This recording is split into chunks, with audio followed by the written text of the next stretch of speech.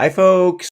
Jeffrey Grossman here, and thank you so much for joining me. And thank you, AAC, for inviting me back for yet another installment of How to Grow Your Practice, Marketing Ideas, Tips, and Insights.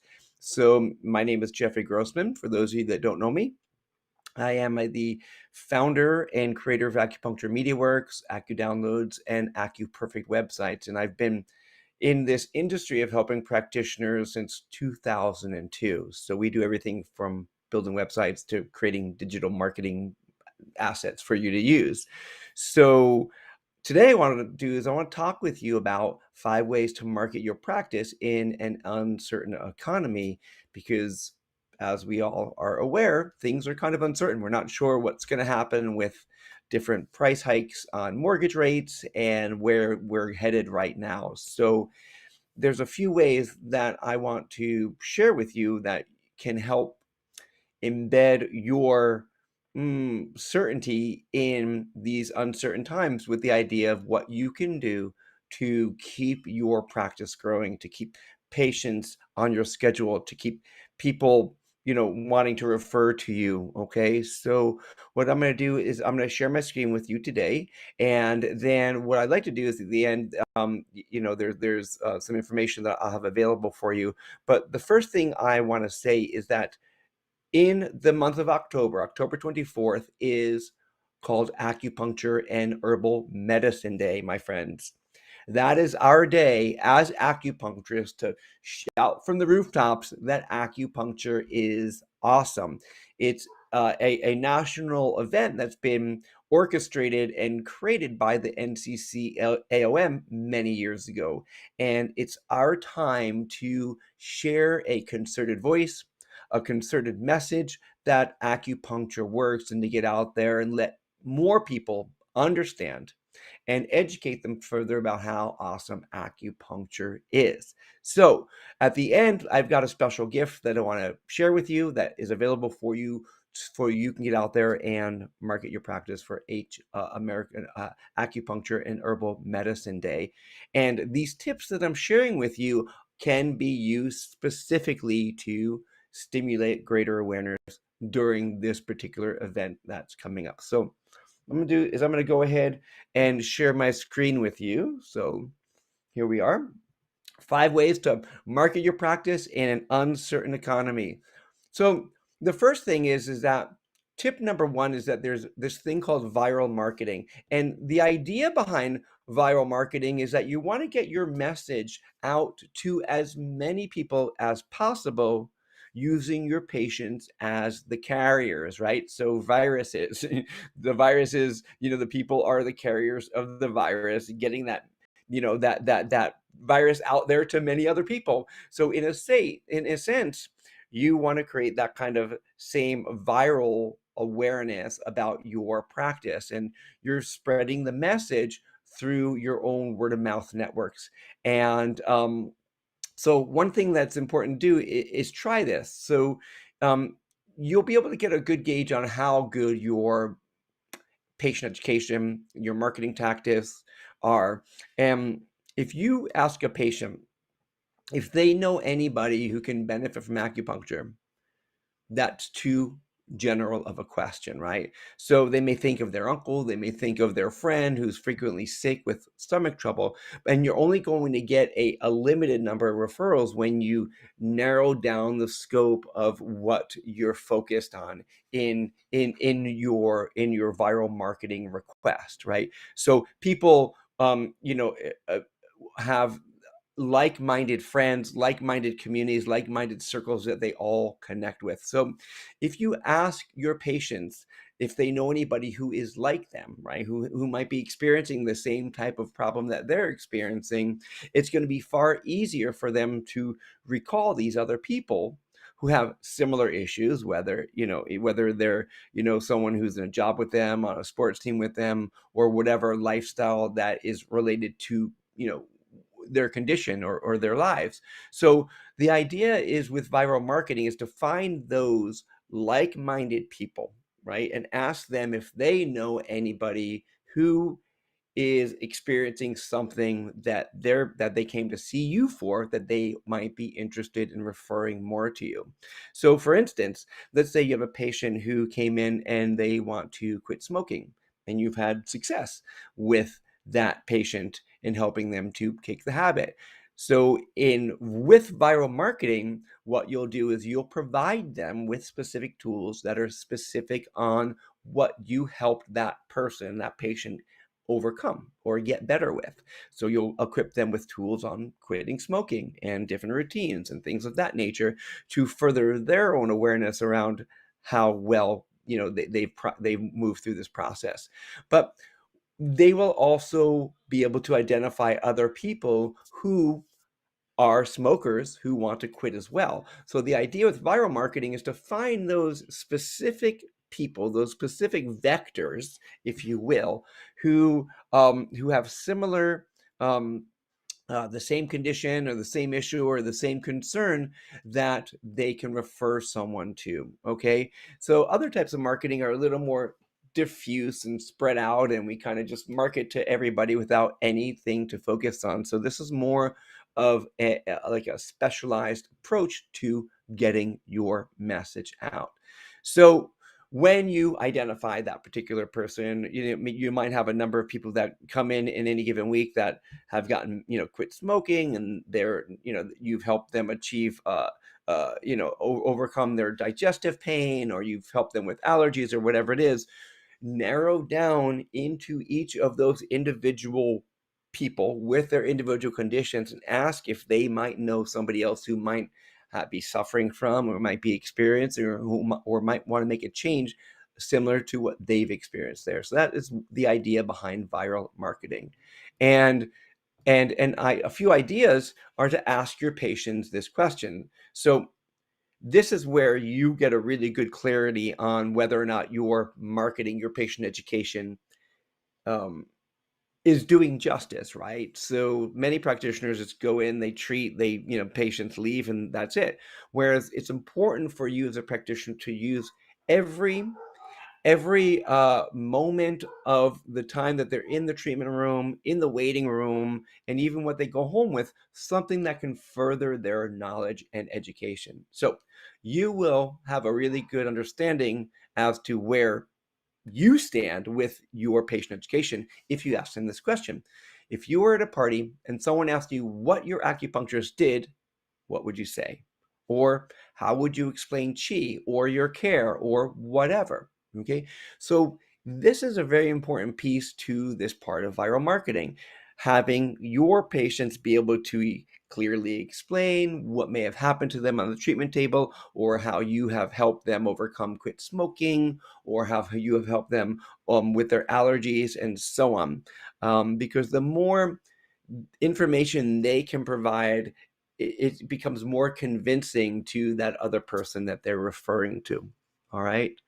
The other part, another idea with viral marketing, is to make sure that you identify your A patients. And I talk about this probably every time we get together here and meet on Facebook. Is your A patients are the patients that you know and you love, and they're just amazing, right? So your A patients is you want to just populate your entire practice with these people because you really resonate with them. And when you see them on your schedule, your energy level goes up as opposed to those patients that you see on your schedule and you're just like, oh man, how am I gonna get through this now, right? So when you identify your A patients, start with them and start identifying what their unique condition was that brought them to you in the first place, that you help them overcome. Ask them if they know other people who might be suffering from that same problem, and then go through your asking of a referral. Okay. And that's a whole different conversation that we'll talk about at another time. We don't have time for that today. Another part of the viral marketing aspect ideas is to make sure you have a strong call to action, like gift certificates or little business cards with a call to action on the back of them. Something that literally motivates a person from the outside world to literally step foot in your practice, my friends. Every marketing you do needs to have some type of call to action that motivates them to just be like, this is really cool. I want to try this out, and I'm going to take them up on whatever that offer is. Okay. So, and the other thing is to host a referral drive. And referral drives quite simply are within your clinic, where you are motivating your A patients to help you achieve a certain number of new referrals in a particular given period of time, like a month.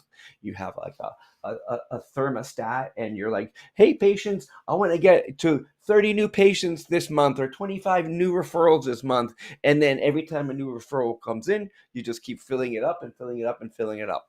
And it creates this good energy around the clinic when you have a referral drive that everyone can participate in. And you have your gift certificates ready, you have a conversation that you can share with your patients, and so on. So that's another way to do that. Okay. Tip number 2 is doing some lead generation. And lead generation is doing something like a promotional event that you could do at your practice. Okay, you could do it anywhere really, but doing something at your practice. But lead generation also goes beyond doing something in the clinic itself, and I'll talk about that in a few minutes. So doing lead generation accomplishes a few things. It celebrates your practice. um, Hosting an event inside your clinic does a few things. I'm sorry, just for clarity's sake. It celebrates your practice. It celebrates your patients. It brings in new blood and introduces new people to your practice and what you have to offer. It builds goodwill because you're hosting a particular event inside the clinic that your patients are excited about. And it attracts family, friends, current patients, and it reactivates inactive patients because you have something to share with them to bring people back into the fold. Okay, so lead generation in this respect relates to the idea that you are bringing in more leads by hosting an event in your practice. Also, many of you might be familiar with the term lead generation for online marketing, which is using emails and using opt-in forms and using Facebook ads and things of that nature. That is important. That is lead generation, and you should always be doing something that generates new leads, aka new patients, new prospects into your practice. But that's not what I'm talking about here. In this instance, we're talking about creating an event that you could use in your practice to bring people in. Okay, hopefully that makes sense. Few ideas. You could host an acupuncture happy hour event, or aka 2022 technique, which is something that I've taught about in the past. And it's using 2 acupuncture points, getting 20-minute treatments for $20, and putting people on cloud 9 using specific points for that. And I have a whole specific protocol and technique for hosting the acupuncture happy hour event. And if anyone's interested, you can feel free to reach out to me, put a comment below here, and I'll check it out, and I'll send you some information about those types of events. But those have been very fruitful when I hosted them in my clinic. You can also, for lead generation, you can have an open house. You could have a dinner with doc, with where you invite patients in to have food with you, or where you invite patients in to have food with you, and you get takeout from a local restaurant. You could have professional networking meetups. You could have in-house talks, movie nights, how-to events, like how to boost your immune system, how to alleviate stress, how to create konjis and things of that nature, healthcare classes, online marketing, and social media. Okay, so that is a whole category in and of itself. And like I said, we're not really going to go into that very much. But those are some ideas, some ways for you to generate leads into your practice. So in uncertain times, what do you want to do? Best thing to do is to throw a party in your clinic, right? Host people coming in there, generate some energy and generate some leads by doing something like that. Okay, tip number 3 is to get local. So you could team up with like-minded establishments and be part of a health fair or some type of a screening event that happens. And let me tell you, one of the ways that I really grew my practice was by participating in health fairs on a weekly basis when I was practicing in downtown Seattle. And health fairs and screenings are an amazing way to generate new leads. Okay, so what it does is it allows you to meet people in person. You get to interact with one another. That they get to learn what you do. They get to ask some questions. They also get to learn what you can do for them, and you can talk with them about insurance. So connecting up. There's a lot of businesses those of you that are in larger cities or even smaller towns have larger companies that host health fairs that you might not even know about, or maybe you do see them and you don't even think about being participating in that. So health fairs are a great way for you to generate new leads, and it also lets you get local and start meeting more people around. And the more you put yourself out there, the more you'll bring back to you, right? I mean, I'm not trying to be philosophical or anything like that, but like that is the truth. The more energy you're putting out there, the more you're going to be pulling back. So the more you're doing any type of lead gen or any type of events or things of that nature, that's all going to come back to you. One thing that I want to share with you that is a massive tip if you're doing any type of health fair event or any type of screening or even anything that you're doing in the world, put out Giovanni's book on the ugliest tongues ever, right? Take his book, open it up to that, that color palette of this page and put the tongues out there, and people will walk by and they'll be like, ew, gross. Why do you have a bunch of tongues there? And that, my friends, opens up the door to conversation with this new prospect and allows you to begin educating them, informing them, inspiring them, and encouraging them to come in to see you. Great tool. I tried so many different ways to bring people and attract attention to my booths or my tables when I was at these health fairs, and this by far was the best thing that really pulled people in. So massive tip there if you haven't heard me talk about that before. Tip number 4 is to reactivate inactive patients. So for those of you that have been in practice for anywhere over a year or two, whatever it is, you probably have more inactive patient files than you have active patients, right? I remember back in the day, my inactive patient file was many, many boxes more than my file box of active patients. And it just happens, right? People, they come see you, they fall out of care for a number of reasons. But this is something that you should be doing on a regular basis. You should be having a regular patient reactivation process and protocol that's in place systematically every quarter in your practice, where you're going through your files, you're reaching out to the patients that are falling out of care. Start with your A patients, right? When you're doing that, and then rinse and repeat. Keep it going, keep it cycling. And the reason is because inactive patients are a gold mine, right? Because you've spent time and energy bringing that person in the first place, getting them to see you, getting them on the table, getting them to accept care, and getting them to pay you, or getting their insurance on board. And you spent all that time and energy making that happen and building that knowing, that that trust factor. So it's a lot easier to work with and market to those people who already know you, they already like you, they already trust you, than it is to bring somebody in who's never seen you before. You gotta start just developing that relationship. So your inactive patients are a gold mine for you to tap into. So if you're feeling slow in your practice, I would suggest you start a patient reactivation campaign, my friends. Okay, and a couple ways to do that. You can call people up, right? Make a list of your A patients that you haven't seen in a while that you love and you miss, right? Call them up, check in with them. You can send snail mail, you can send emails, you could do newsletters that are printed and digital, and don't lose them in the first place. Make sure you stay on top of mind awareness. That's TOMA, top of mind awareness, because what you want to keep kind of having your patients see your logo, your brand, your comments on Facebook on a regular basis. So when something comes up for them, they think of you because you're on their top of mind. Okay. And stay on top of it. Be consistent. Again, like I said, keep it in a cycle on a regular basis every 3 months or so. Okay.